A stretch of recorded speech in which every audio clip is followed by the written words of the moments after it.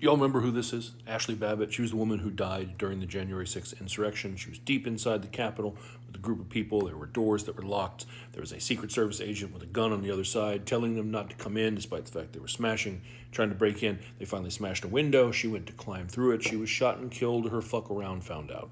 Which, of course, propelled her into MAGA martyrdom. And then her family filed a lawsuit against the federal government for wrongful death. They were asking $5 million. Of course, the government was fighting that. And then Trump took office and said, we're not going to fight this lawsuit anymore. We're going to settle with them. Well, they were asking for $5 million. If you're going to settle with them, generally what that means is, hey, we'll give you, $500,000 or $1 million. But that's not what's happening. They announced they're settling for $5 million. They're going to pay the full $5 million out of taxpayer money.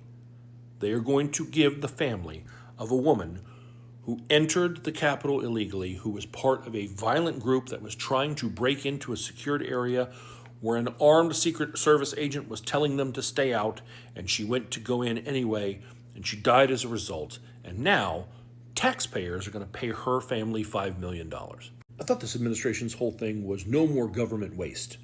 Saving taxpayer dollars, not wasting it on shit. Doge. Only that's been a shit show too.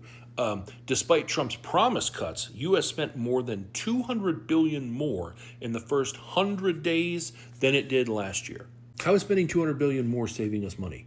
Oh, and another thing giving her family $5 million does, it opens up the door for anyone who's arrested in association with January 6th to seek damages, to come after the federal government and say, I had to experience this because of my own actions, and I didn't like it, so you should compensate me.